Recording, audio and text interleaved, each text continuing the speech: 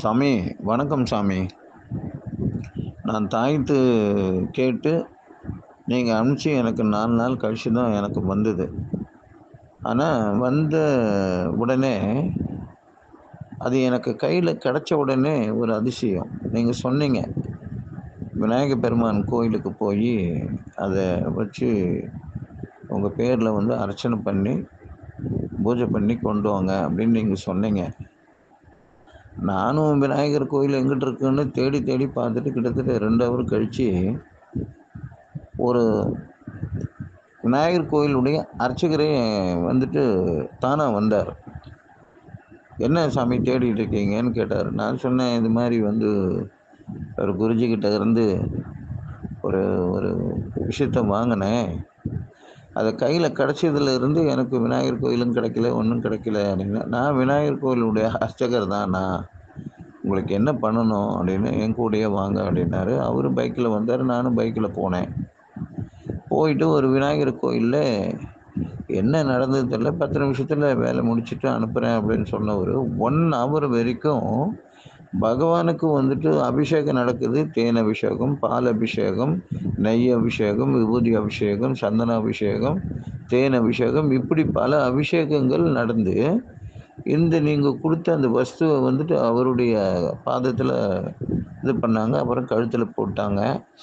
எல்லா அபிஷேகத்தையும் தாங்குகிற அளவுக்கு அந்த இது வந்து தாங்கிட்டு பூஜை எல்லாம் பண்ணிட்ட பிறகு திடீர்னு என்ன அப்படின்னா, வேறு ஒருத்தர் வந்துட்டு ஒரு பெரிய குண்டானில், பெரிய குண்டான்னா ஒரு 10 அடுக்கு சட்டி, அதில் பொங்கல் எடுத்துகிட்டு வந்து எல்லாருக்கும் வந்து நெய்வேத்தியம் பண்ணுங்க, எனக்கு கொடுக்க சொன்னாங்க.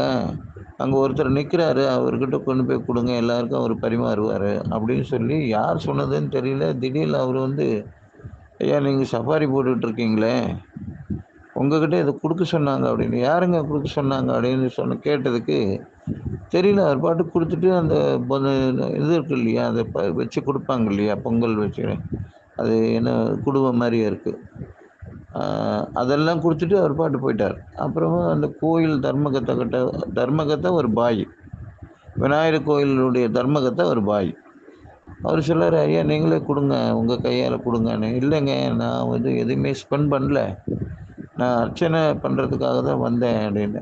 எனக்கு மனசுக்கு ரொம்ப பிடிச்சிருக்கு, நான் அர்ச்சனை பண்ணுறதுக்காக 1 மணி நேரம் நான் நின்று பகவானை வந்துட்டு சேவிச்சுக்கிட்டு இந்த தரிசனத்தெல்லாம் வந்து கடவுள் காமிச்சார்.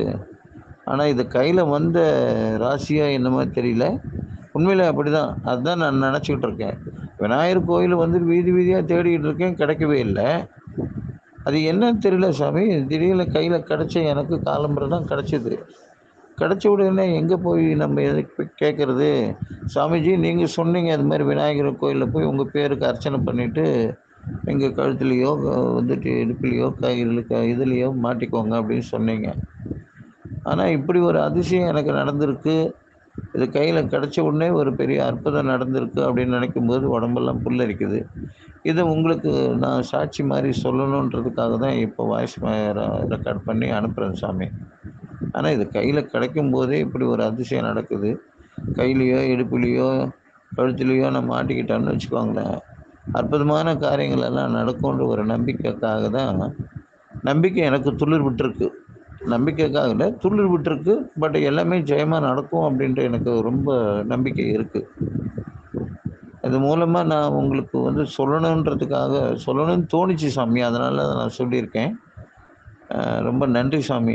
இது நீங்கள் எனக்கு கொடுத்ததுனால கடவுளுடைய அனுகிரகங்கள் நான் வாங்கி இருக்கேன், நான் பெற்றுக்கிட்டு இருக்கேன் அப்படின்னு ஒரு நம்பிக்கையோடு நான் உங்களுக்கு இந்த வாய்ஸ் ரெக்கார்டை நான் அனுப்புகிறேன் சாமி. நன்றி சாமி, நன்றி நன்றி நன்றி.